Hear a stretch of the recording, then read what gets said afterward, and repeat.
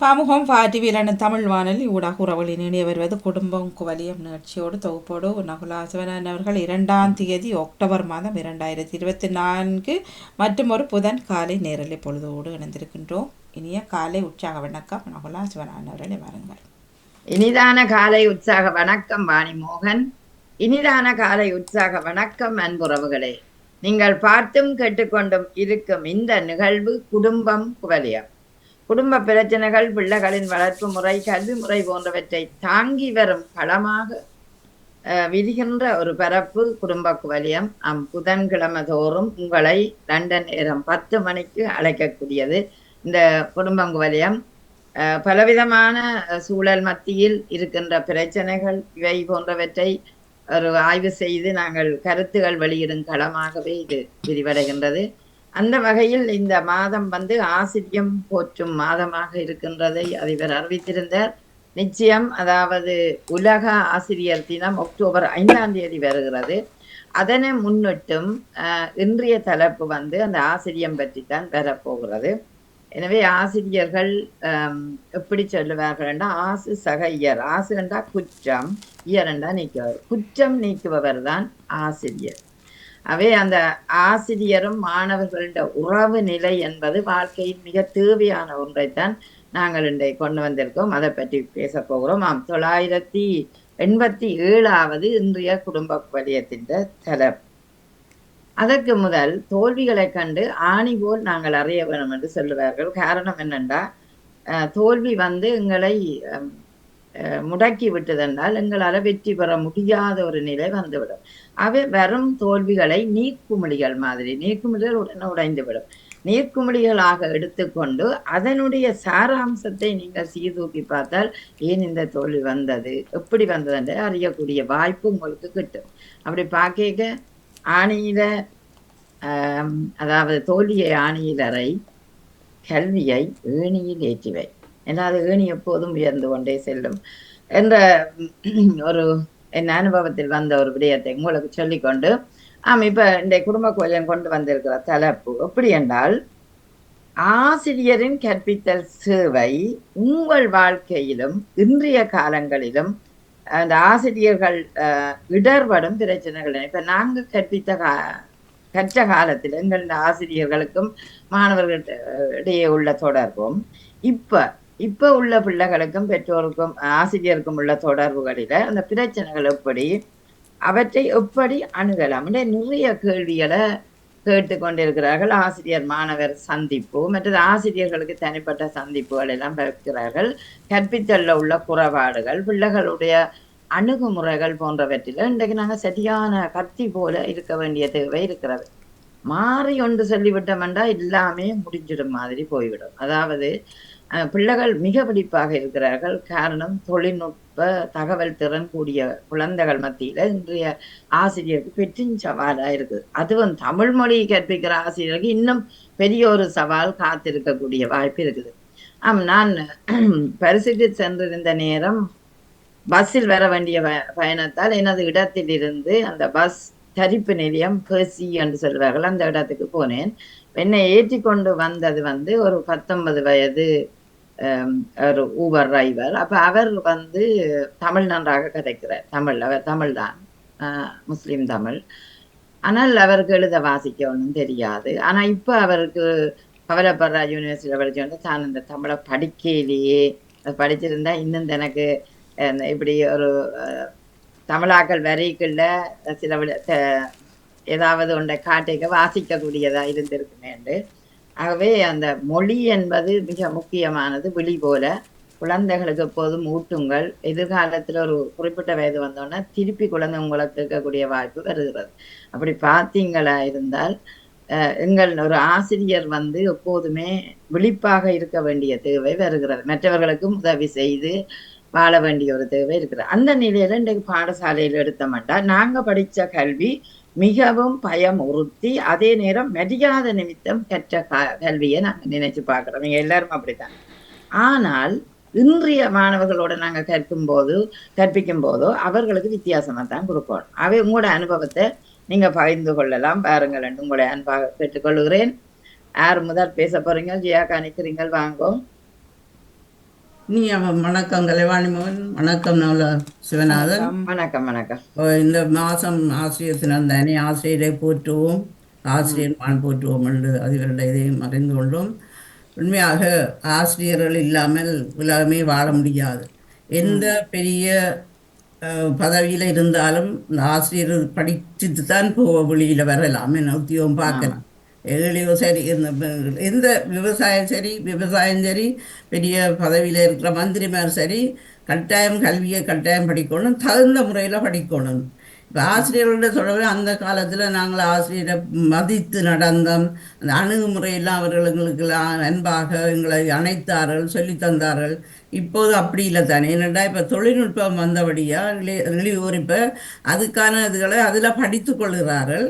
படித்து கொண்டு ஆசிரியர் சொல்கிறதை அவர்கள் அதை ஏற்றுக்கொள்கிறார்கள். இல்லைன்னா ஆசிரியர்கள் அதை படித்து அவர்களோட கலந்து அவர்களோட சமனாக கதைச்சு தனக்கு ஒரு கேள்வியை கேட்டாலும் சொல்ல இல்லாத இது முறையில் தான் ஆசிரியர் மேற்றிருக்கிறார்கள் இன்றைய காலத்தில். முந்தி உண்மையாக ஆசிரியர் எல்லாரும் நல்ல பயிற்சி பெற்று அவர்கள் சிறப்பாக தங்களுடைய பயிற்சி காலம் 2 வருஷம் ட்ரைனிங் கொடுக்குறது, அல்லது டிப்ளமா செய்கிறண்டா இன்னும் கூட வருஷம் படித்து அந்த உண்மையாக படித்து தங்களை அதிலேயே செலுத்தி அதன்படிக்கு அவர்களுக்கு கொஞ்சம் கெட்டித்தனம் இருந்தது. இனி பிள்ளைகளோட அணுகுமுறை அவர்களுக்கு தெரிந்ததாக இருந்தது. இப்போது என்னென்னு சொன்னால் எல்லாம் எடுத்து இப்போ கன்னடத்தில் நியூஸில் வேறுங்கோ இந்த ஆசிரியர்மார் பிள்ளைகளுக்கு தண்டிக்கிறான். நேற்றெல்லாம் ஒரு பிள்ளைக்கு காலை தண்டித்து அது பெரிய பிரச்சனையாக இருக்குது. என்னென்னா அது பொறுமைசாலி இல்லாமல் போயிருக்கிறார்கள். இப்போ அந்த அந்த ஆசிரியர். ஆசிரியருக்கு பொறுமை இருக்கணும், அணுகுமுறை தெரிஞ்சிருக்கணும், மற்றவர்களோட அன்பால் அரவணைக்கணும். தெரியாத விஷயத்தை இப்போ தெரியாது என்று சொன்னால் அந்த பிள்ளைகளை கண்டிக்கக்கூடாது. திருப்பி நீங்கள் ம், ம், படிக்கணும். அந்த பிள்ளைகளோட என்ன மாதிரி அணுகிறார்களோ அதுக்கு தக்கதாக முக்கியமாக கவனம் எடுக்கணும் பிள்ளைகளோட என்ன இந்த ம். நிச்சயம் சொல்றது. நிச்சயம். இப்போ அப்ப நாங்கள் முந்திய காலத்தை விட இப்பத்தைய காலத்துல அந்த பொறுமை இல்லாத தன்மை இருக்குது. அது சரி ஆமாம், சொன்னேன். ஏன்னாண்டா இது ஒரு தகவல் பொருளாதார தொடர்பு பிரச்சனை ஒரு காரணமா இருக்கலாம். என்னன்னு சொன்னா இப்ப ம், வீட்டுல பிரச்சனை பட்டுட்டு போய் பள்ளிக்கூடத்துல இருந்து பிள்ளைகளோட முரண்படுற ஆசிரியர் மேலும் இருக்கணும். என்ன பொருளாதார பிரச்சனை, வேலை பிரச்சனை, இப்ப புருஷன் வேலை இல்லாம இருந்து வீட்டுல பிரச்சனை, பிள்ளைகளோட பிரச்சனை, பிள்ளைகளுடைய கவனிப்பு குறைவு, அதால வீட்டுல பொருளாதார பிரச்சனை ஒரு முக்கிய காரணமா இருக்கின்றது இந்திய காலகட்டத்தில். அதுவும் அவர்களுக்கு வீட்டு யோசனையால் அந்த பிள்ளைகள கவனிப்பு குறைவு. மற்றது இன்னொன்று சொன்னா பள்ளிக்கூடத்தில் படிப்பிக்கிற நேரத்தில் சொல்லிக் கொடுக்கிறோம் இல்லை, டியூஷன் ஒன்று சொல்லி ஒரு ஆமா. வகுப்பு கொண்டு ம். அந்த டியூஷன் வகுப்புகளால் என்னென்னா அதில் உழைச்சிடணுமென்று சொல்லி இப்போ வர்ற அரசாங்கம் அதையெல்லாம் தடை செய்திருக்கு. ஆமா. இப்ப எல்லாம் நிறைய தடைகளை கொண்டு வந்திருக்கிறாங்க பாப்போம். ஆஸ்பத்திரி பிரைவேட் ஹாஸ்பிட்டல்கள் வச்சிருக்க கூடாது, இப்படி பிரைவேட் இந்த ம். பள்ளிக்கூடங்கள் டியூஷன் வகுப்புகள் வச்சிருக்க கூடாது, உங்களோட நேரத்துக்கு உங்களோட பிள்ளைகளை கவனமாக இரண்டு அது ஒரு நல்ல திட்டம். என்ன ம். என்னன்னு சொன்னா எல்லாரையும் சமனாக மேலத்தேச நாடுகள் போல சமனாக மதிக்கக்கூடிய தன்மை வந்தா நல்லா. இது என்ன யாழ்ப்பாணத்துல ஒரு சில டாக்டர்ஸ் தாங்கள்லாம் கிளினிக்கள் 4-5 கிளினிக்கை வச்சு நடத்திடும். பார்க்க இல்லாத நிலை வந்து இருக்கிறது. அப்படி அதால பிரயோஜனம் இல்லை. அதுதான் இப்போ வெளிநாடு மாரி தான் கொண்டு வர்றதுக்கு பார்க்குற வரேன். அது நாங்கள் ம். பூற்றவனும் வாழ்த்தவனும். மற்றது நாங்கள்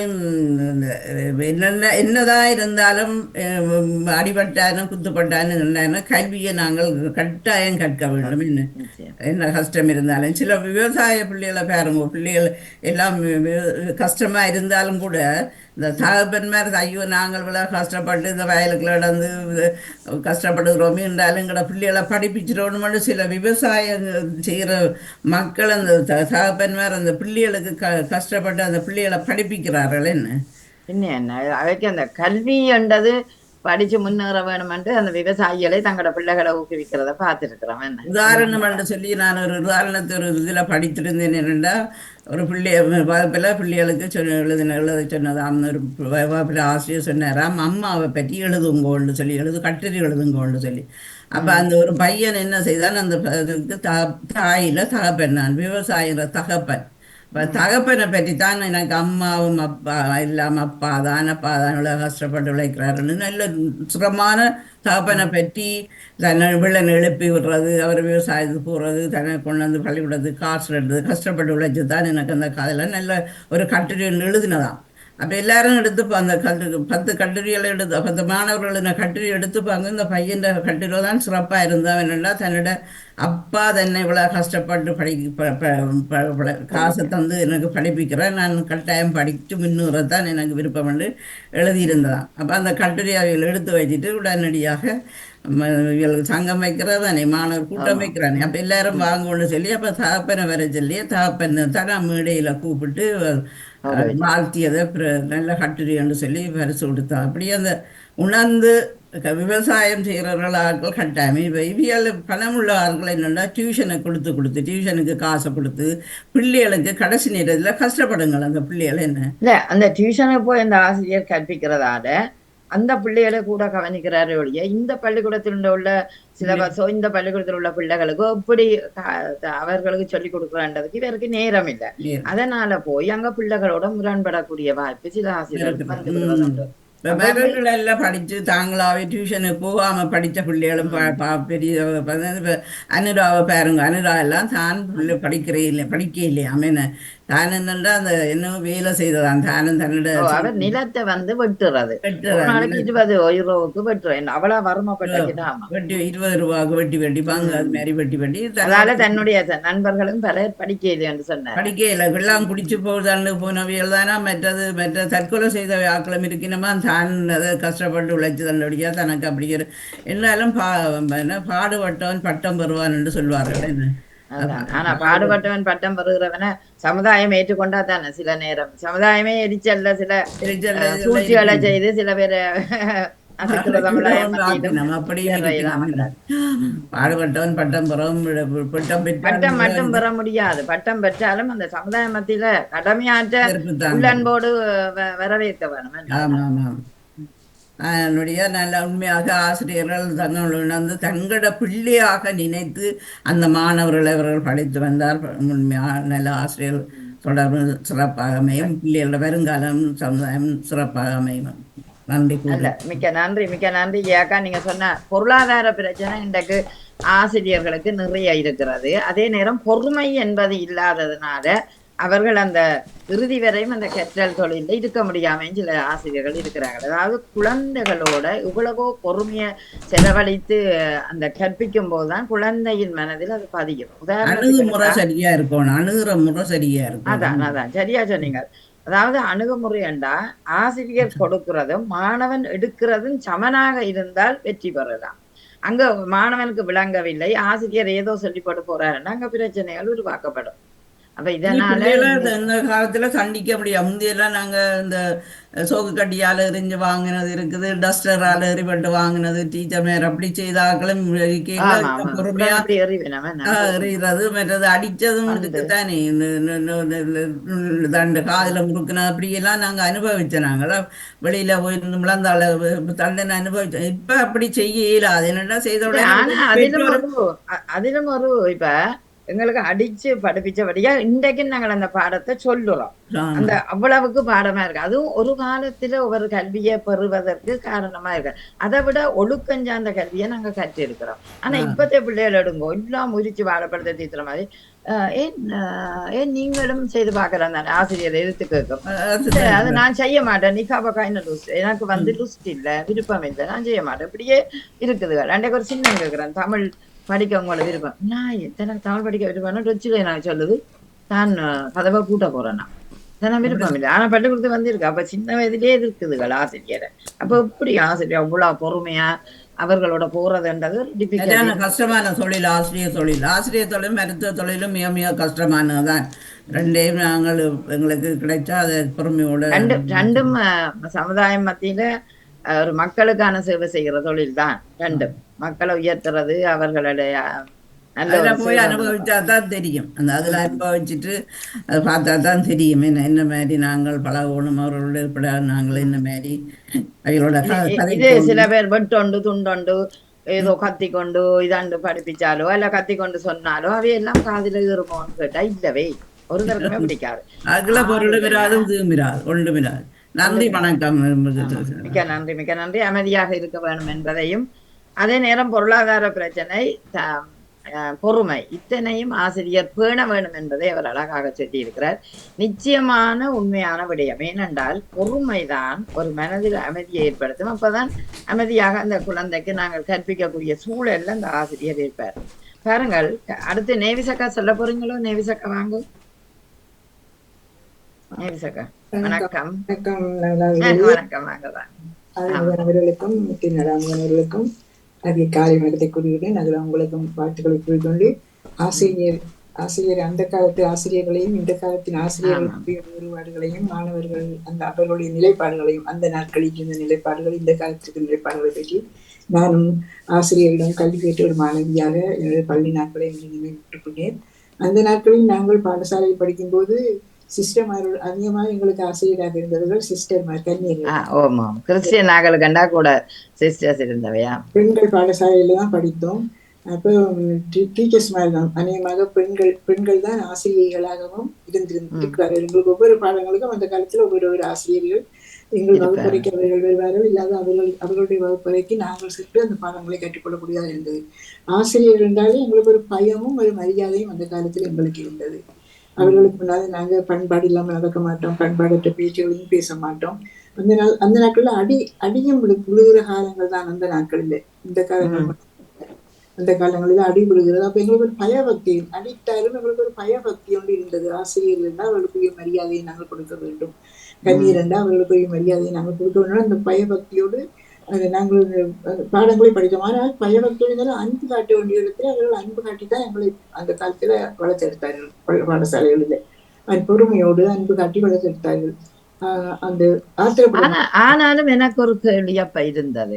இப்ப ஆசிரியர் அடிப்பார். அப்ப நான் நினைக்கிறேன், அதை அடிக்காம இவர் ஆறுதலா சொல்லி தந்திருக்கலாம் தானே. அப்ப அன்பு எங்களுக்கு காட்டலையே என்ற நினைவு வருகுது.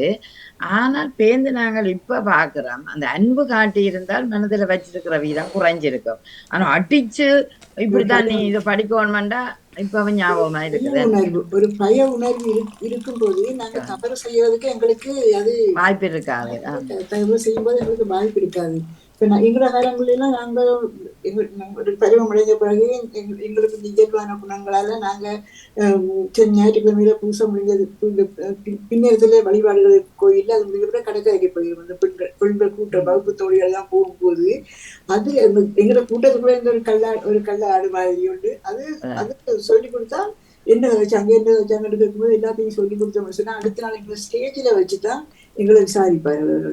ஸ்டேஜ்ல ஏற்றிடுவார்கள். எங்களை ஏற்றி விசாரிக்கும் போது நாங்க உண்மையை சொல்லணும். சொல்லாட்டி எங்களுக்கு அடிதான் விழும். அப்ப நாங்க அடுத்த முறை அந்த தவறை செய்ய மாட்டோம். அந்த பயம் ஒன்று எங்களுக்கு கேட்கிறது. நிச்சயம். அதாவது இந்த ஒழுக்கம் சார்ந்த கல்விக்கு ஒரு பயம் இருக்குன்னு இப்ப நாங்க சொல்றோம்.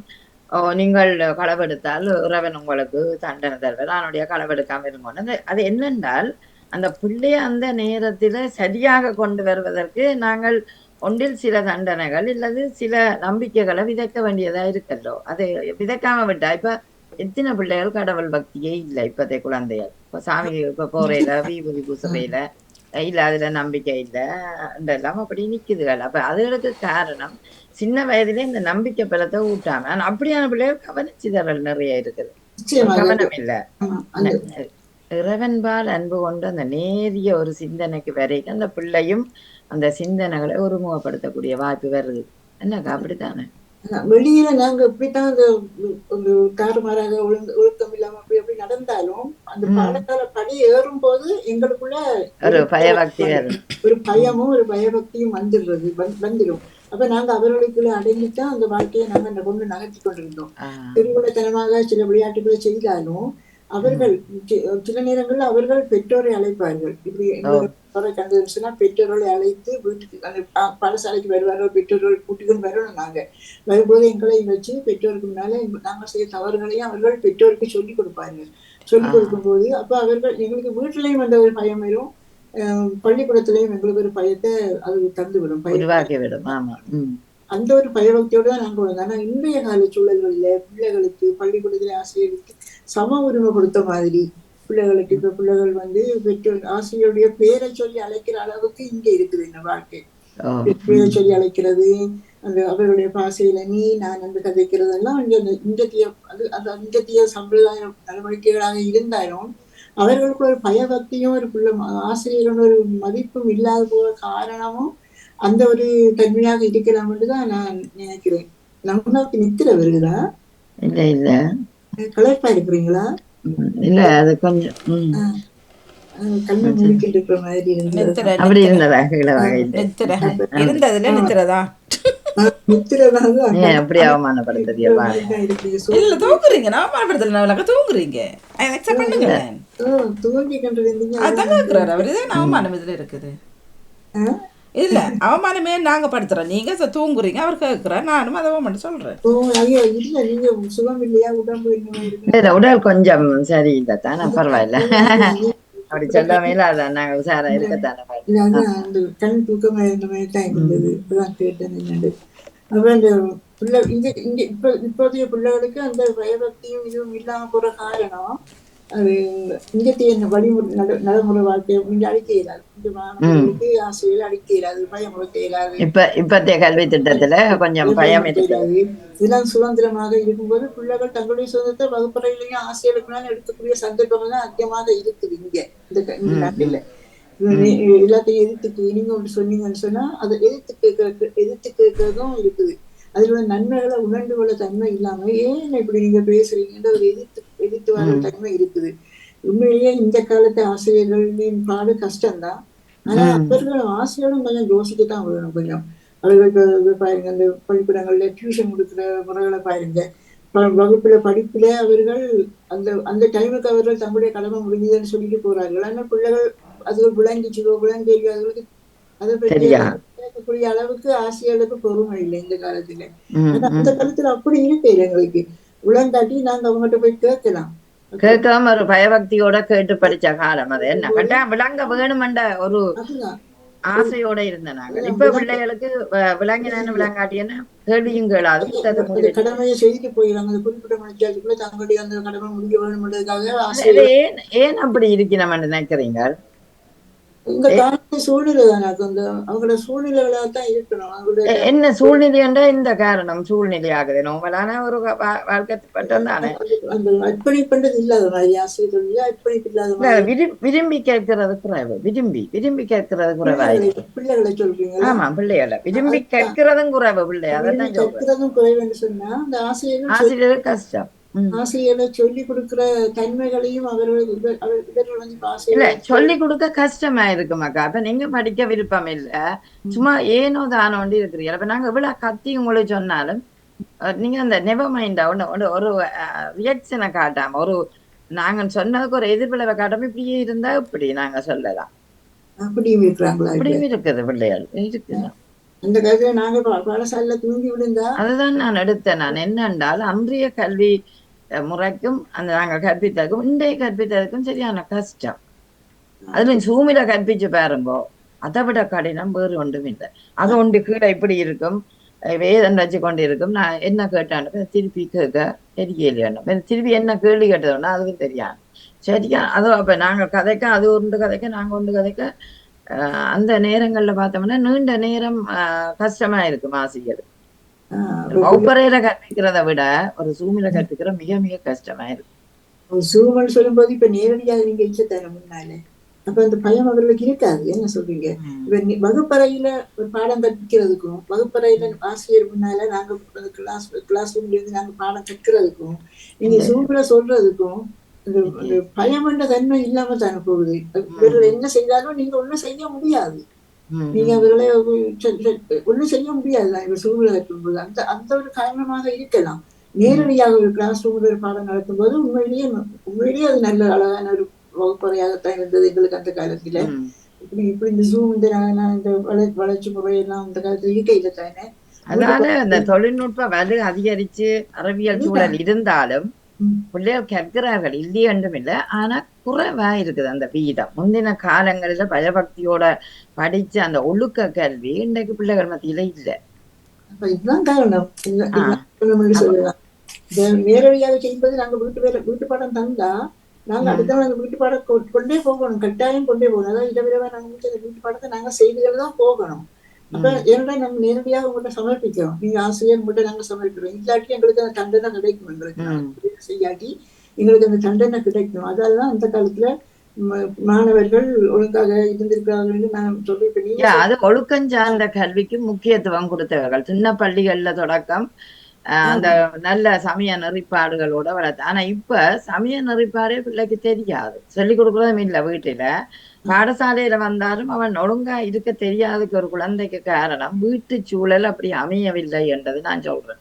அதாவது நீங்க மேசையில இருக்க இப்படி இருக்கணும், மற்றவை உங்களை மதிக்கக்கூடியதா, நீங்க மற்ற பிள்ளை சக மாணவரோடையும் பழக வேணும் என்றதுக்கு இன்றைக்கு டீச்சர் நீங்க டீச்சர் சொல்லிக் கொடுங்க நீங்கள் என்று போட்டு விட்டுட்டு போடுவேன். நான் கேட்டடியில கொண்டாந்து அந்த பெற்றோர் அவே பிஸியா போச்சு. பெற்றோர் பிள்ளைகளை பெற்று விட்டால் மட்டும் போதும் என்று நினைச்சு அப்படி சாப்பாடு கொடுத்தாங்க. ஆனா எது அந்த பிள்ளைக்கு ஆழமா மனதை தொடக்கூடிய விடயமோ அவற்றை காட்டி கொடுக்க அவர்களுக்கு நேரம் இல்லை. அதுதான் இன்றைய சூழல் இருக்குது. நிறைய பெற்றோரை பாக்குறோம், நீங்க சொல்லிக் கொடுங்க எங்கள்கிட்டயே பொறிச்சுட்டு போடணும். ஆனா ஆசிரியருக்கு இன்றைக்கு பொறுமை இழக்க வேண்டியதா இருக்கு. எத்தனை சின்ன ஒரு ஆசிரியருக்கு 3 வகுப்பு பார்க்க வேண்டியதா இருக்கும். அப்ப எப்படி படிப்பிக்கிறோம்? 3 வகுப்பு அப்படியான சூழலும் இருக்கு. இல்ல சூமித இல்ல. இப்ப வகுப்பறையிலும் எங்களுக்கு 10ஆம் வகுப்பு 2 பிள்ளை இருக்கும், 11ஆம் ஆண்டு 5 பிள்ளை இருக்கும், அங்கால 12ஆம் ஆண்டு 3 பிள்ளை இருக்கும். அப்ப 3 இதையும் பார்க்க வேண்டிய சூழல் எங்களுக்கு இருக்குது.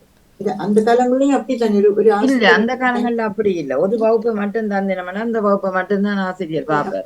அப்படி இல்லையே. இப்ப நாங்க ஒரு வகுப்புல இருப்போம். நாங்க 8ஆம் வகுப்புல ஒரு வகுப்புல இருக்கோம்.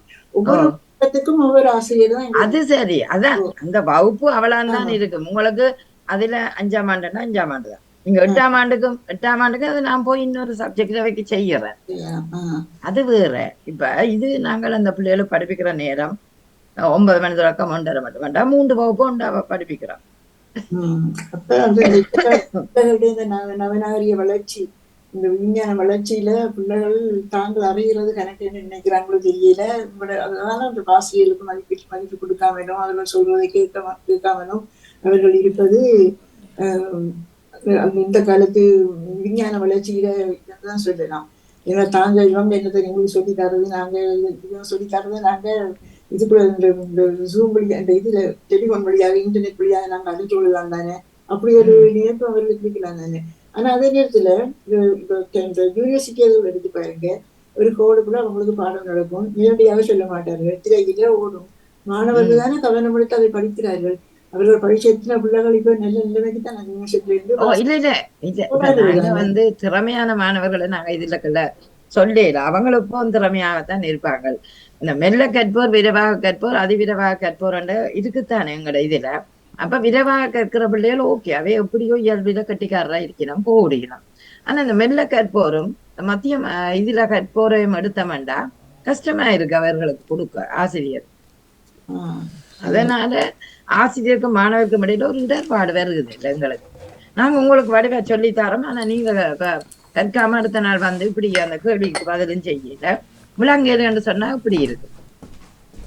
2ஆம் நாட்டு சில பிள்ளைகளுக்கு வகுப்புல விளங்குற மாதிரி இருக்கும், வீட்டை போய் பார்க்க விளங்காத மாதிரி இருக்கும். அது பரவாயில்ல, அப்படி தெரியாத வந்து கேட்கலாம். இது முற்று முழுதா அது முயற்சியை செய்யாம அப்படியே கொப்பியை கொண்டு வீட்டுல பெற்றோரும்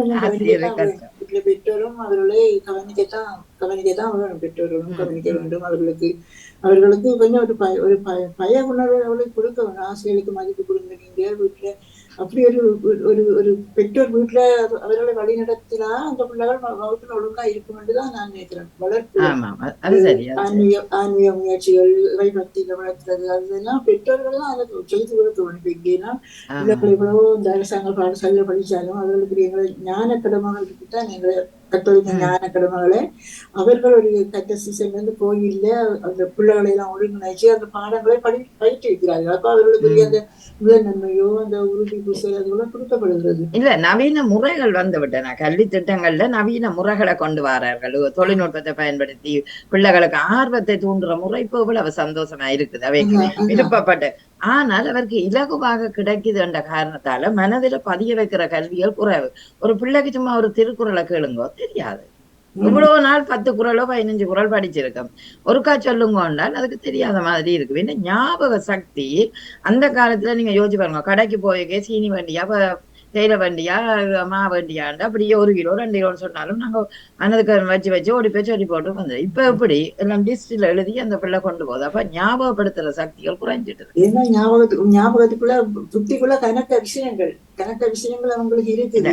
அது இருக்குத்தான். அந்த இருந்தாலும் அந்த அந்த விஷயங்களுக்குள்ள அந்த படிப்பு ஒரு விஷயமா இல்ல. இப்ப நாங்கள் வாய்ப்பாட்டு கணக்கு எல்லாம் டக்குன்னு சொல்லுவோம்.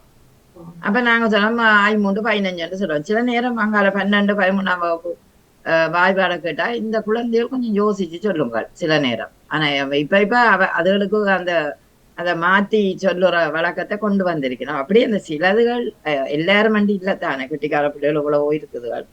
அதனுடைய நாங்க இடர்படுறோம். ஒரு ஆசிரியர் கஷ்டப்படுத்தித்தான் பிள்ளைகளுக்கு படிப்பிக்க வேணும்ன்ற ஒரு சூழல் இப்ப இருக்குது. முந்தைய சூழலை விட அதான் எனக்கு பார்க்க. அதான் உங்களுக்குங்க நான் உங்களோட பேர பிள்ளைகள் படிச்சிருப்பினோம்.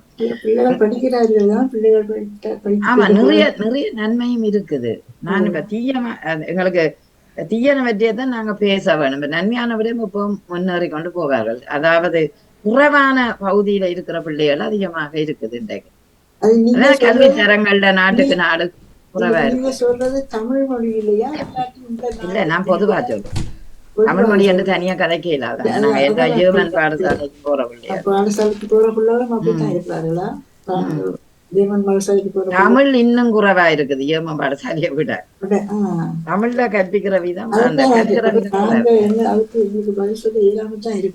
ஆமா ஆமா ஆமா. நீங்க அந்த இப்ப நாங்க அந்த ஃபீல்டுகள்ல இருக்கிறவங்களுக்கு கொஞ்சம் விளங்குறது தானே.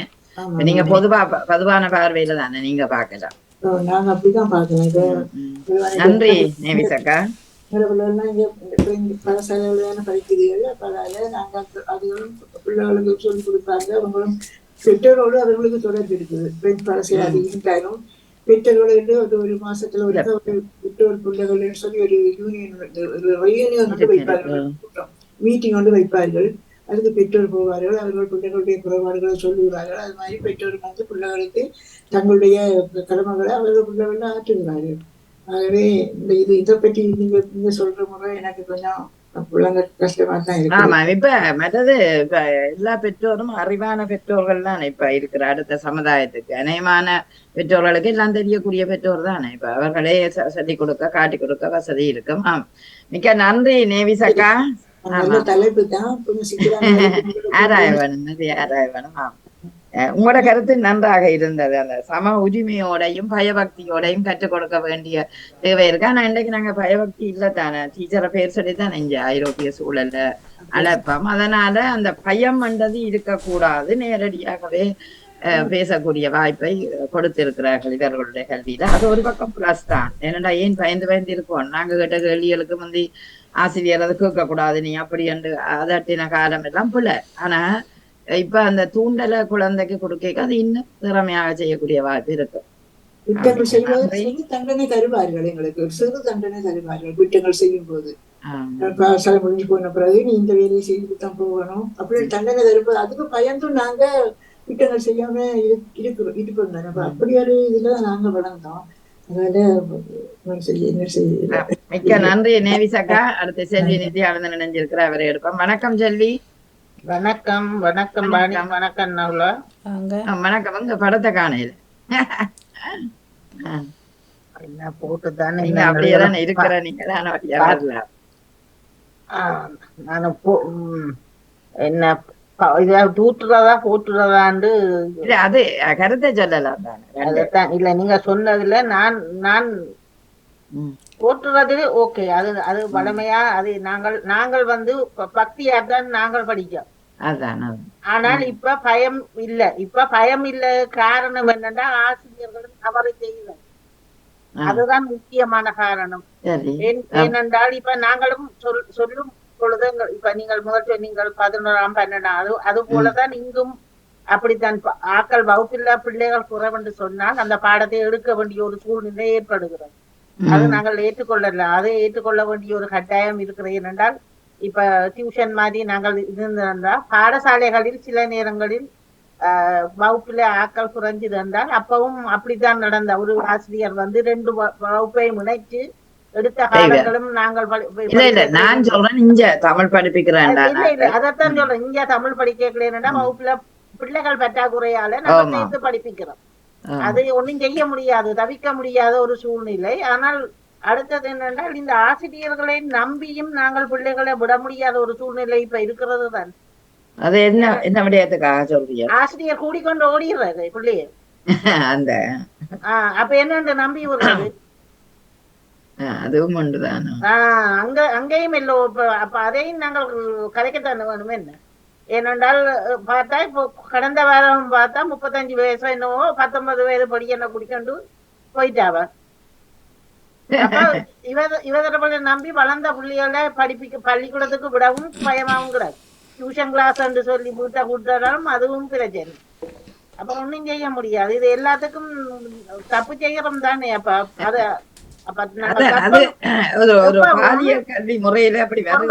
எப்பவும் அது பாலியல் கல்வி, அது பள்ளிக்கூடம் படிக்கிறவர் எப்பவும் எந்த ஒரு விடயத்திலும் இரண்டும் இருக்கு. நல்லதும் சொல்லி கொடுக்கிறாரு. அது அந்த காலத்துல நாங்கள் படிக்கல, நாங்கள் பக்தியாத்தான் படிக்க பள்ளிக்கூடம் என்றால் 7:45 பள்ளிக்கூடம் என்று சொன்னால் 7:45 முதலே நாங்கள் 15-20 நிமிஷத்துக்கு முதலே போயிடுவோம் கூடுதலா. இப்ப அந்த டைம் தான் தண்டோன்னா இங்கே டைம் அதுகள் பார்த்தா படியில தெருவில அப்படி சோடியா இருக்குதுகள். ஏனென்றால் வீட்டுக்காரருக்கும் மக்கற குறைவு, வீட்டுக்காரரும் அந்த தேர்டாயிரம் என்னண்டா அவ என்ன பின்னும் வீட்டை ஃபுல்லா பள்ளிக்கூடம் போட்டுது. பிறகு பேரண்ட்ஸ் மீட்டிங்குக்கும் கூடுதலாக பெற்றோர் போறதில்லை. நீங்க சொல்ற வீதம் மிக குறைவுதான், அது கூடின வீதம் இல்ல. அதத்தான் இப்ப நல்லதா சொல்லிக்கல கெட்டதும் அதான் இந்த பாலியல் தொடர்பான விடயங்கள் முந்தின காலத்தை விட இப்பத்தைய காலத்துல அதிகமாக இருக்கிறது. வன்செயலும் பாலியல் விடயங்களும் அதிகமாக இருக்கிறது. அப்ப நம்பியும் விடையிலாதான் பிள்ளைகளை பிள்ளைகள் ஒரு பிள்ளை ஒரு பிள்ளை நல்லா படிக்கிற பிள்ளை படிக்கொண்டு போகுது. ஆனா பிறகு பார்த்தா பிள்ளைய காண இல்லையா, என்னோட பார்த்தா டீச்சர் கூடிக்கொண்டு ஓடிட்டாவா. இந்த சூழல் இருக்குதுதான் இந்தியா போன்ற இடங்களும் இருக்குது, இங்கேயும் அப்படி இருக்குது. அமெரிக்காவிலேயும் அப்படியே இருக்குது. ஐரோப்பிய நாடுகள்ல அது குறைவா இருந்தாலும் ஆனா இந்த இப்படி நாடுகள்ல பார்த்தா இல்ல. இப்ப தமிழ் கல்வி விடயத்திலும் ஒரு மாணவன் 12ஆம் ஆண்டு முடிச்சுட்டு படிப்பிக்க வாரான்டா அவனை சின்ன பிள்ளைகளுக்கு தான் விட வேணும். அவனை கொண்டு 11ஆம் வகுப்புல விட்டா பையனுக்கும் அவளுக்கும் இடையில பிரச்சனை வருகுதாண்டு அன்றைக்கு ஒரு கதையா வந்தது. அதுதான் அப்ப எல்லாமே நல்லதும் இருக்கு கெட்டதும் இருக்கு. என்ன நாங்கள் படித்த காலத்துல எங்களுக்கு ஆசிரியர் ரெண்டா ஒரு பையன் உங்களுக்கு தெரியும், பஞ்சலிங்க மாஸ்டர் ரெண்டு ஒரு ஆள் அவர் வரும் பொழுது இன்றும் நல்ல எல்லோரையும் கேட்டா தெரியும். அவர் ஒயிட் அண்ட் ஒயிட்டோட தான் வருவார், பிளாக்ல தான் ஷூ போடுவார். அந்த பிளாக்ல வார ஷூ போடுற அந்த சப்பாத்தின் அந்த கல்லில சத்தம் நியாயமான தூரத்துக்கு கேட்கும். அப்பவே சொல்லுவார்கள். நாங்கள் செகண்ட் ஃப்ளோர்ல நாங்கள் வகுப்புல படிச்சாலும் தேர்ட் ஃப்ளோர்ல வரையக்குள்ளே ஜனங்கள் ஓடி இருக்குங்க. அப்ப தெரியும் அவர் வாரார் ரெண்டு. அப்படி ஒரு பயந்து நாங்கள் படித்த காலங்கள் தான் அப்ப. இப்ப பிள்ளைகளை என்ன சரிக்கு சமம்னா டீச்சரோட நாங்கள் ஒரு நாளும் பெயர் சொல்லி டீச்சர்ஸா சொன்னதில்லை. ஆனா இப்ப அப்படி இல்ல. அப்படி சொல்லுறதால இந்த மரியாதை என்றது பிள்ளைக்கு இல்லாம ஒழுக்கஞ்சார்ந்த விடயம் இல்லாம கண்டு அதே இந்த ஆசிரியர்களும் சொல்லினோம். சில விடயங்களை கதைக்க போனா ஏமன் ஆசிரியர்களோட அவே இப்ப ஆசிய நாடுகள்ல இந்த ஒழுக்கம் சார்ந்த முறை இருக்குதுதான்.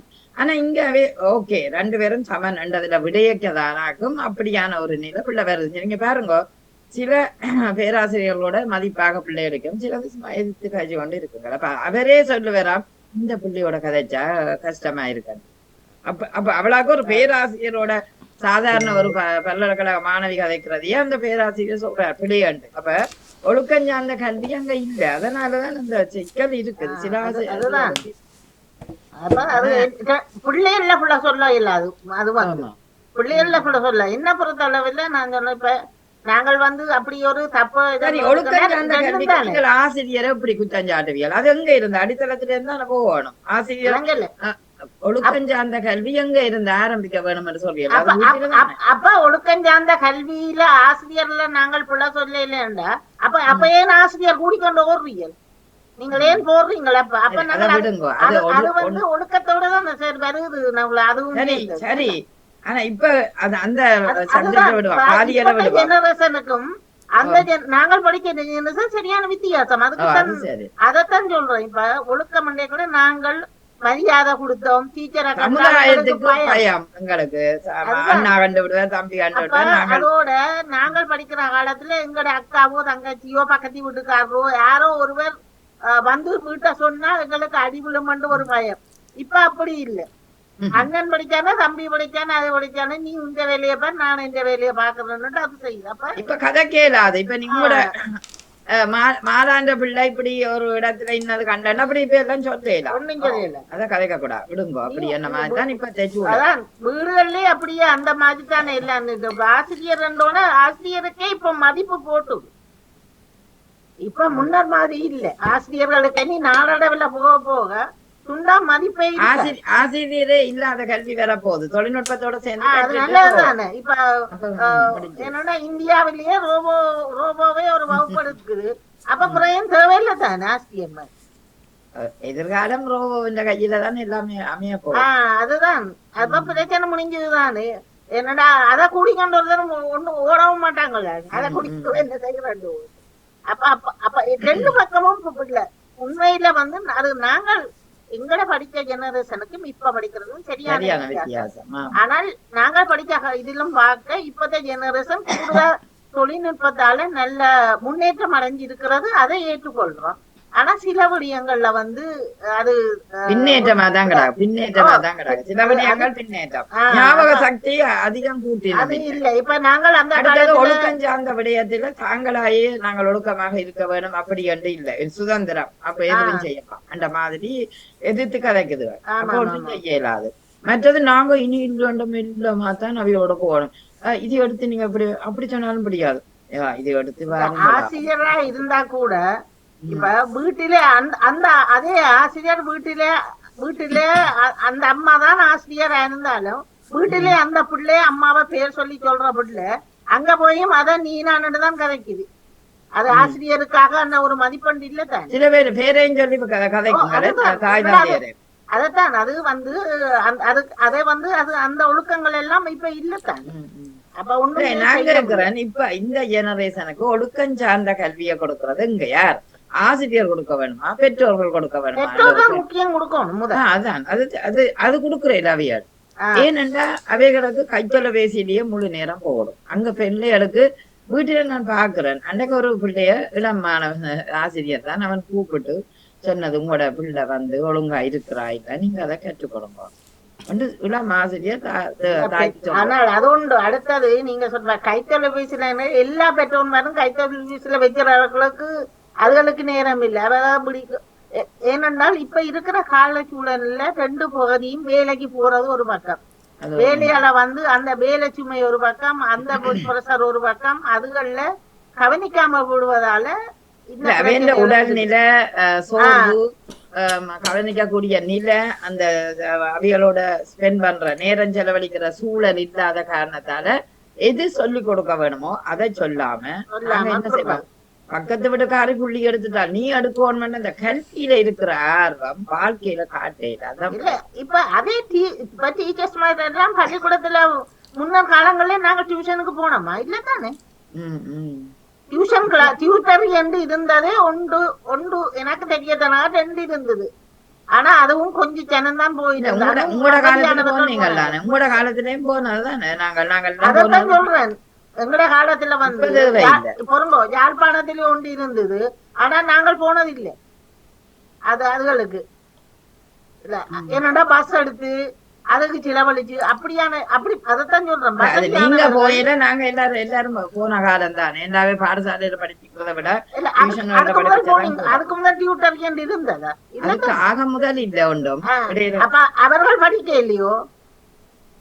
அவர்களுக்கு பக்கத்து வீட்டுல ஆசிரியர்கள் அதே ஆசிரியர் தான்.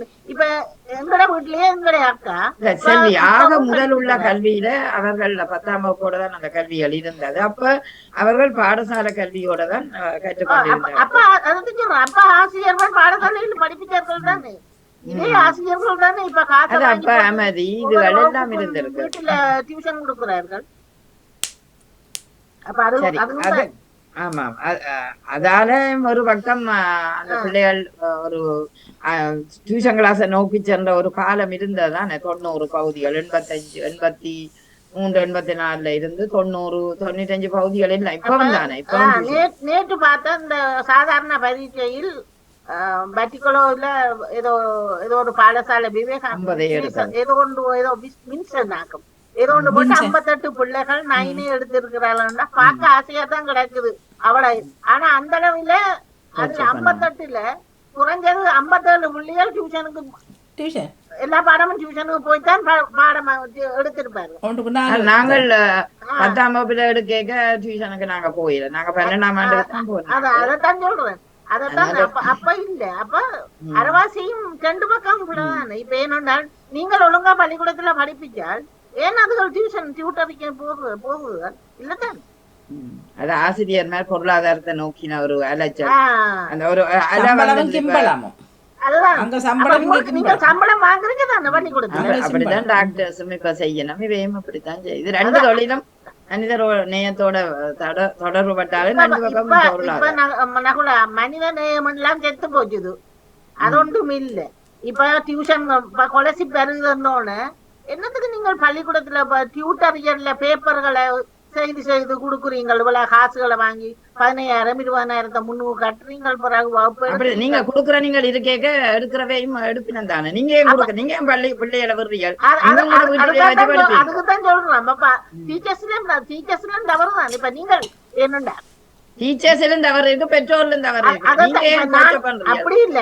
இப்ப நானும் நீ தானே எந்த பிள்ளை கொலசி படுக்க போதா அப்ப அப்படி டியூஷன் கிளாஸுக்கு காசை கட்டியாவது அந்த பிள்ளை பாஸ் பண்ணணும். ஏனென்றால் அது ஒரு நல்ல பள்ளிக்கூடத்துல படிக்கணும் தான் நானும் எல்லா பெற்றோர்கிட்டையும் அது ஒரு அற்ப ஆசை இருக்கு.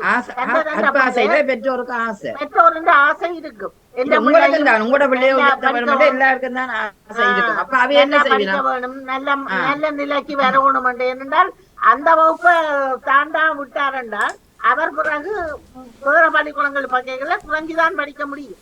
அப்ப அப்படி இல்லைன்னா அதான் கூடுதலாக இது டீச்சர்ஸ்ல 90% டீச்சர்ஸ்லயும் 10% இல்ல அது டீச்சர்ஸ்ல இருக்கதான். டீச்சர்ஸ்ல 90% நீங்க சாட்ட முடியாது.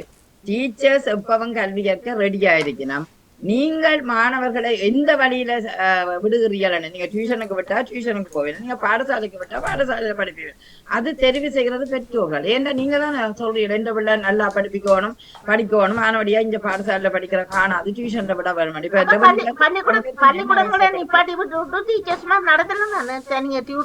அதுக்கு நீங்க உங்களோட டீச்சர்ஸ் இந்த சேலரிய கூட்டிட்டாங்க ஆனபடியால் நாங்கள் செய்வோம். இது டீச்சர்ஸ்க்கு சேலரி 20,000 அரசாங்கம் 25,000 தான் ஒரு ஆசிரியர் கண்டா அவருடைய 3 பிள்ளைகளை பார்த்து அவருடைய வருமானத்துக்கு காணாட்டி அவர் வேறு ஒரு தொழில் செய்யத்தான் முயல்ற. அது இயற்கைதான். அது எங்கட பிரச்சனை என்றாலும் நான் ஆசிரியர் தயாரா இருக்கிறேன். அப்படி சொல்லக்கூடாது. அப்படி சொல்றது தப்பு. ஏன்னு சொல்லுங்க. தப்பு இல்ல, அது தப்பு இல்ல. நீங்க விடுற, நீங்கள் விடாம விட்டா இல்ல. அதத்தான் சொல்றேன். அது விடுகிறதா இப்ப பக்கத்து வீடு பிள்ளை போய் படிச்சு நல்லா வந்ததுண்டா எந்த டைம் அப்படித்தான் நினைப்பிடும்.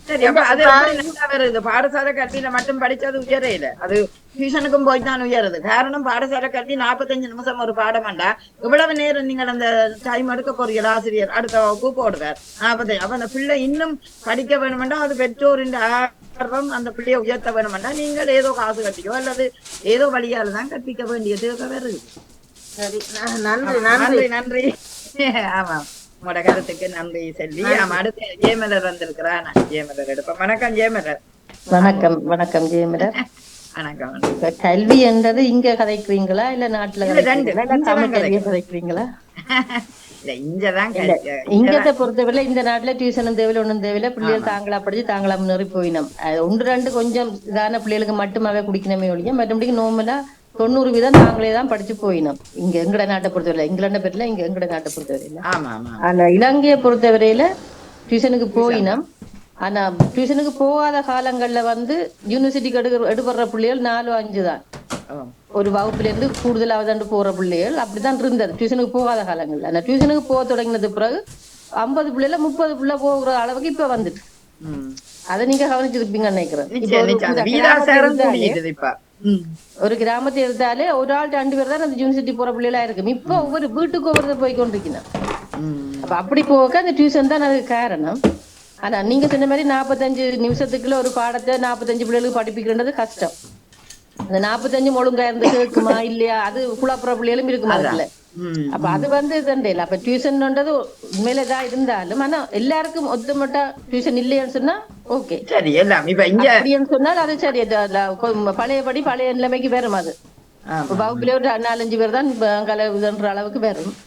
ஆனால் இப்ப இருக்கிற நிலைமையில பிள்ளைகளோட படிப்பு திறமை கூடிக்கொண்டுதான் போகுது. ஸ்காலர்ஷிப் எல்லாம் நாங்கள் படிக்கிறவங்களும் ஒரு பிள்ளைதான், எங்களோட எல்லாம் ஒரு பிள்ளைதான் எடுபட்டோம். நாங்களும் 5ஆம் வகுப்பு இந்த ஸ்காலர்ஷிப் ஒரு வகுப்புல எத்தனை பேர் எடுபடினோம்னு சொல்லி. எனக்கு லண்டன்ல ஒரு ஆசிரியர் கதை கேட்க சொன்னா, தன் பிள்ளைக்கு தான் இவ்வளவு கோச்ச பண்ணி தானே அதை முன்னுக்கு கொண்டு வந்ததா 11+. அப்ப இன்னொரு பக்கத்து விட்டு ஆசிரியர் அவ கொஞ்சம் பண்ணினாலும் பிள்ளை எடுக்கலையா கவலை. அந்த குறிப்பிட்ட 500 பாயிண்ட்ஸோ 600 பாயிண்ட்ஸோ எடுக்கவாரு. ஆனாலும் அவை சில இதுகள் முயற்சி செய்தது ஆனா முடியாம போயிட்டுது அனுசரிச்சு. நான் கேட்கிறேன் என்னண்டா ஜெயமலர், நீங்க சொன்னது சரி. எங்கட பிள்ளையிடம் ஒரு காலமே எடுக்காம தான் இப்ப யூனிவர்சிட்டி மட்டும் போட்டினோம். அப்ப இப்படி பாக்குறோம்டா எங்களுக்கு இஞ்சத்தை சூழலில தேவையில்லை.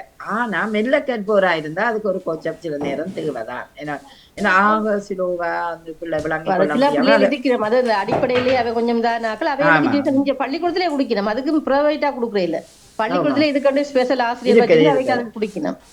அது இங்க இருக்குது. ஆனா அதை விட எங்கட தமிழாக்கள் தான் இப்ப டியூஷனை கொண்டு போயிடும். மற்ற பிள்ளை கூட படிக்க போது தண்டை பிள்ளை இருந்தா அது போட்டி மெனப்பாடல அப்படி நம்ம ஒழிய மற்றபடிக்கு இல்ல தானா படிச்சு போகும். மற்ற இங்க என்னதான் படிச்சாலும் வேலை எடுக்கலாம் உடனே. போகாத பிள்ளையும் அதை விட கூட உழைக்கிறது தான் இங்க இருந்து காசு தானே பாக்கணும் கூடுதலா. இதுக்கு இயலாது, வேலைக்கு போயேதான் ஆக வேண்டிய சூழல் இந்த நாடுகளில் இருக்குது. உண்மைதான். அப்படியே இங்க எங்கட நாடுகளை பொறுத்தவரையில அந்த டியூஷன் இப்ப அது இதாவே போயிட்டுது. அது டியூஷன் பெரிய இதாவே போயிட்டுது. அதை நீ கட்டுப்படுத்துறது கஷ்டம்தான். அரசாங்கமா கட்டுப்படுத்தினாலும் வீட்டுக்குள்ள வச்சு களவா குடிப்பினோம். ஆனா இன்னொன்று ஒரு பயபக்தியோட கற்பித்த காலம் அல்ல எங்கட காலங்கள்ல. ஆசிரியருக்கும் நாங்கள் ஒரு பணிவு இருக்குது, மரியாதை இருக்குது அப்படி. ஆனா இப்பத்தே சூழலை எடுத்து பாத்தீங்கன்னா பிள்ளைகள் இந்த மரியாதை கொடுக்காத தன்மை இருக்கோ இல்லையோ? இல்ல இப்ப இல்ல, துப்புரவா இல்ல. அங்கேயும் தான் இல்ல, இங்கேயும் இல்ல. மதிப்பில்லா போயிட்டு அந்த படிப்பு இப்ப பள்ளிக்கூடத்துக்கு போய் தான் படிக்கணுமா, நாங்க டியூஷன்ல போய் படிக்கலாம் தானே, அப்படி அந்த இது இல்லாம போயிட்டுது. அப்ப அந்த இது ஒரு இது இருக்குதான். அதால அவர்களுடைய குணம் ஒழுக்கம் சார்ந்த கல்வி இல்லாத மாதிரி இருக்கிறது. அதுக்கு நீங்க சொல்லுங்க, சமுதாயமும் ஒரு காரணமா தான் இருக்குது. திரைப்படங்கள் எடுத்தால் அந்த திரைப்படங்கள்ல அந்த பிள்ளைகள் அதுகளே பாக்குதல் பிள்ளைகள் என்ன. அப்ப அது திரைப்படங்கள் மூலமா பிள்ளைகள் கட்டுக்கொண்டு போகுது. மற்றது இந்த இப்ப தெரியும் தானே, இப்ப இந்த இதுகள் எல்லாம் வந்துட்டு தானே. இப்ப ரக்ஸ் எல்லாம் 10ஆம் படியங்களே வச்சுக்கிறாங்களா இல்ல, அங்க வந்துடுது இப்ப. அப்ப அதுவும் ஒரு காரணமா போகுது. அப்ப அவைக்கு அந்த பயம் என்ற தன்மை இல்ல. ஆசிரியர் தான் இப்ப மாணவருக்கு பயப்படணும் மொழிய, மாணவர் ஆசிரியர் பயப்படுற மாதிரி இல்ல. இப்ப அடிக்க கூடாது. இப்ப அன்னைக்கு எங்களோட அக்கா இந்த மகன் ஆசிரியரா இருக்கான். அப்ப அவன் யாரோ ஒரு ஆளுக்கு அடிச்சாரு, வேற ஒரு மாஸ்டர் ஒரு ஆளுக்கு அடிச்சான்னு சொல்லிவிட்டு பொலிஸ்ல பிடிச்சி அவரை பொலிஸ்ல இதண்டாச்சுது. அப்ப இப்ப என்ன செய்யறா, வேண்டாம் வீடியோ கேமரா எல்லாம் இருக்குல்ல, அதுபடியா இப்ப பிள்ளைகள ஒண்ணும் செய்யல. அப்ப இவ என்ன ஒரு நாள் செட்டியான உளப்படி படிக்கணும் கூட்டியன் போய் டாய்லெட்டுக்குள்ள வச்சு அடியா அடிச்சு போட்டு விட்டுட்டாங்க. அதை சொன்னாலும் மட்டும் கேட்க மாட்டேன் தானே. அப்ப அந்த இதுல அப்படித்தானே இப்ப நடக்குது. அவ்வளவுக்கு ஆசிரியரே பொலிஸ்ல பிடிச்சு கொடுக்குற அளவுக்கு வந்துட்டுதாங்க பிள்ளைகள். ஆசிரியரை மதிக்காம பிள்ளைகள் செய்யறதுதாலும் அதிகமா இருக்குது.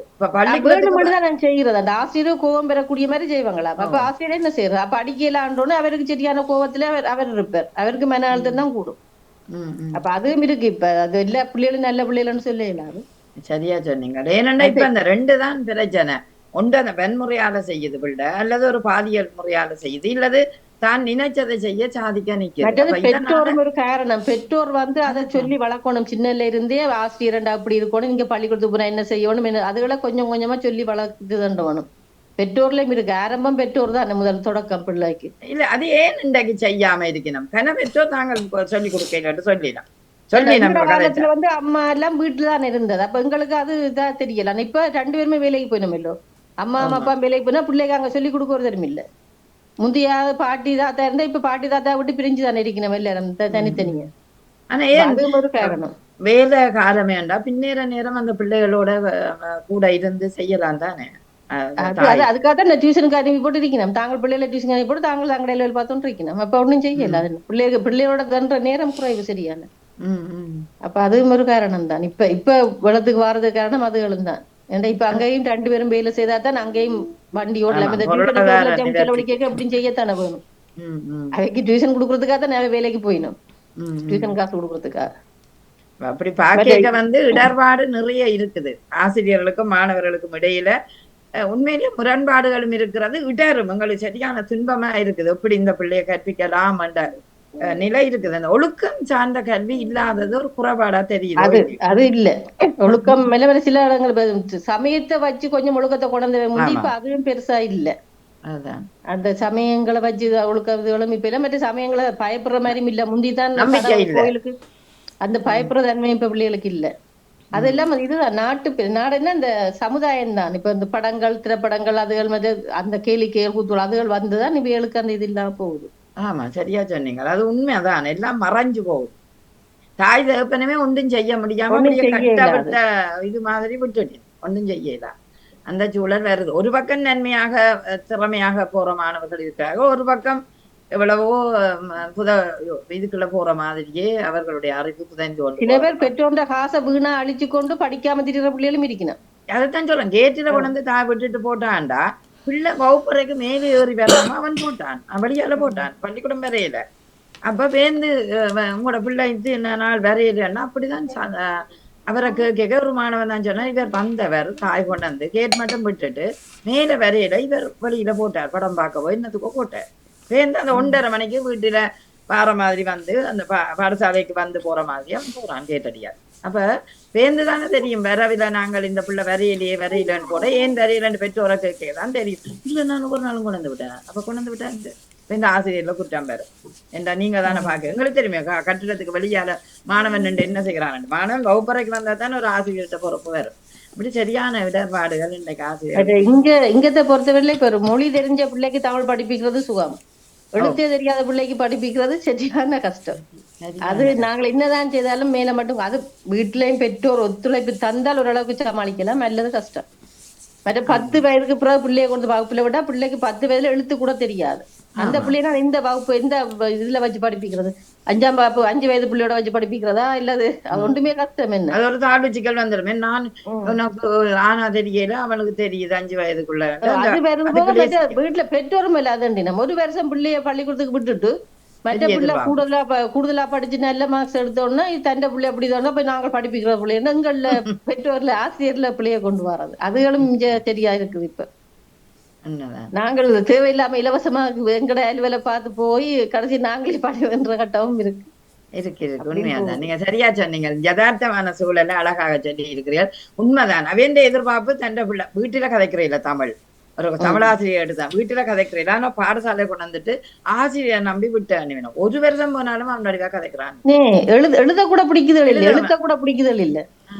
சரியான கவலையா இருக்கு. பிறகு ஒரு 6 மாசால அந்த வகுப்புக்கு போய் பார்க்க அந்த பிள்ளை அப்பவும் தமிழ் கதைக்கிறதும் இல்லை எழுதுதும் இல்ல. போன வருஷம் அந்த வாடி விழாக்கு 10 திருக்குறள் பாடமாக்கி ஒரு புள்ள 10 சொன்னது வாடி வாக்களுக்கு முன்னால அதே 10 திருக்குறளை இப்ப கேட்டேன் போன வகுப்புல தெரியாது.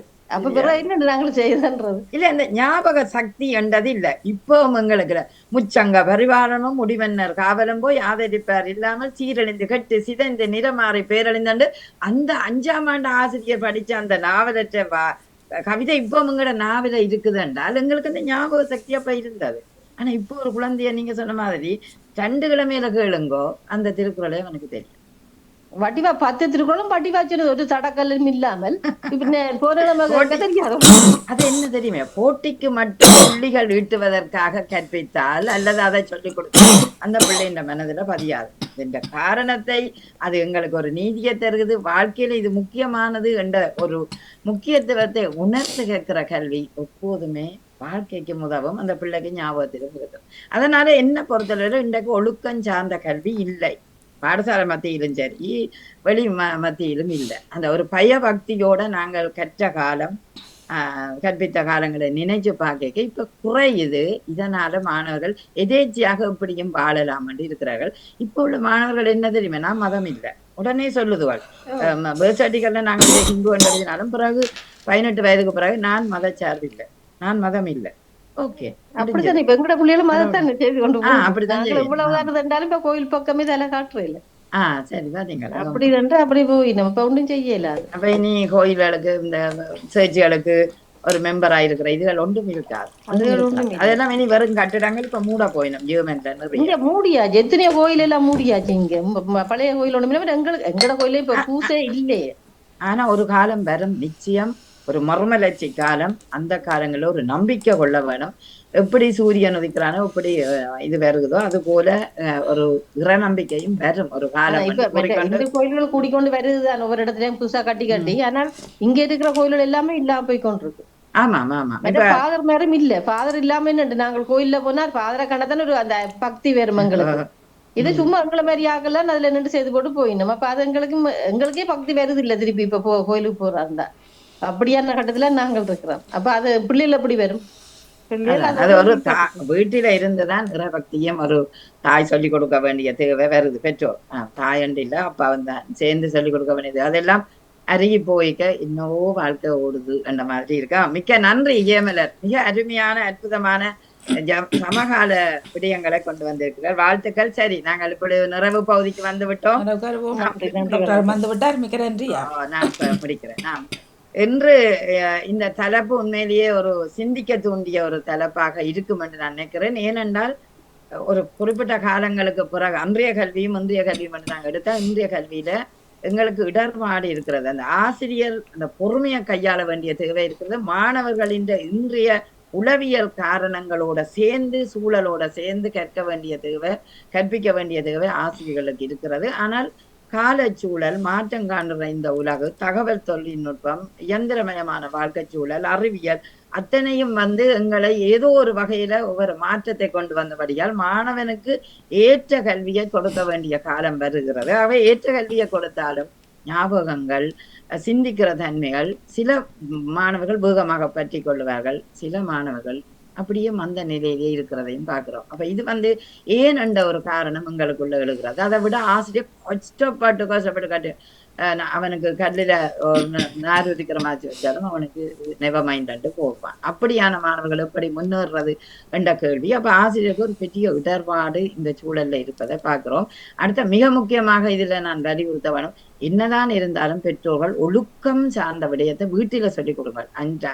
2-3 வயதுல சொல்லிக் கொடுக்க அந்த பிள்ளைக்கு உங்களுக்கு நல்ல ஒழுக்கம் வேணுமன். இப்போ ஒழுக்கம் சார்ந்த கல்வியால உலகில என்றும் பயன். அதுதான் வாழ்க்கைக்கு முதல் தேவை. ஏன்னா நாங்க புள்ளிகளை எடுக்க வேணும் என்று கல்வியில 100 புள்ளி எடுக்கணும் கல்விக்கு கொடுக்குற ஆர்வம் எங்களோட தமிழ் பெற்றோர் வாழ்க்கைக்கு கொடுக்குறீங்க. இதனால அவள் ஒரு பிள்ளை பல்கலைக்கழகம் போயோ அல்லது ஒரு என்ஜினியரா வந்தோ அந்த பிள்ளைக்கு வாழ்க்கை நடத்த தெரியாம இருக்கு. தோல்வி வாழ்க்கையில என்ன செய்யுது, அது உடனே வீட்டை இருக்குது அவரோட எனக்கு சரி வேறு. ஏன் ஒழுக்கஞ்சார்ந்த கல்வி எங்களிடம் இல்லை. ஆகவே அந்த கல்வியையும் நாங்கள் கட்டாயமாக ஏற்படுத்த வேணும் என்று சொல்லிக்கொண்டு இன்றைய குடும்ப வலயத்தில் இணைந்த அத்தனை பேருக்கு முத்தான நன்றிகளை தெரிவித்து, வாணி மோகனுக்கும் தொழில்நுட்பத்திலிருந்து உதவி செய்ததற்கு நன்றியை தெரிவிக்க, அதிபர் நடாமோகனுக்கு நன்றி தன்னை பகிர்ந்து கொண்டு உங்களிடமிருந்து விடைபெறுகிறேன். நன்றி, வணக்கம். மிக்க மிக்க நன்றி. நன்றி, வணக்கம். நிறைவுக்கு வருகின்றது குடும்பங்கோலையும் தோப்பட்டு நகுலா சிவநாதன் அவர்கள். நன்றி, வணக்கம்.